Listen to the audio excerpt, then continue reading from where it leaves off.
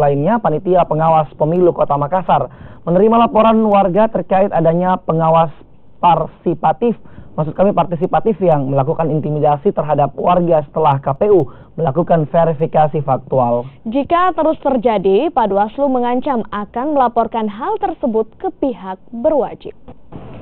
Warga melapor adanya pengawas partisipatif yang mengintimidasi warga untuk menandatangani dukungan terhadap salah satu bakal calon wali kota. Menurut data KPU, warga tersebut mendukung salah satu bakal calon wali kota. Namun setelah diverifikasi faktual, warga tersebut tidak pernah memberi dukungan kepada salah satu bakal calon wali kota. Hal inilah yang membuat pengawas partisipatif mengintimidasi warga agar menandatangani dukungan terhadap salah satu bakal calon wali kota. Intimidasi ini dilakukan setelah KPU melakukan verifikasi faktual. Panwaslu Kota Makassar yang menerima laporan warga tersebut meminta para pengawas partisipatif untuk tetap netral dan tidak mengganggu pekerjaan Panwas dan KPU. Jika tetap melakukan intimidasi, Panwas mengancam akan melaporkan hal tersebut ke pihak berwajib.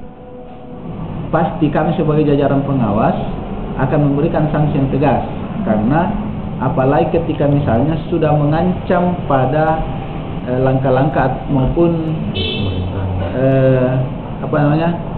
menghalang-halangi maupun mengancam tugas dari penyelenggara, baik kami sebagai Panwas maupun teman-teman KPU, itu jelas dalam pasal 198A Undang-Undang Pemilihan, itu muatannya pidana. Sejauh ini Panwaslu telah menerima 1 laporan warga dan pelanggaran yang dilakukan pengawas partisipatif.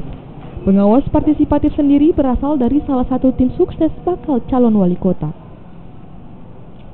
Nila Rustam, Kompas TV, Makassar.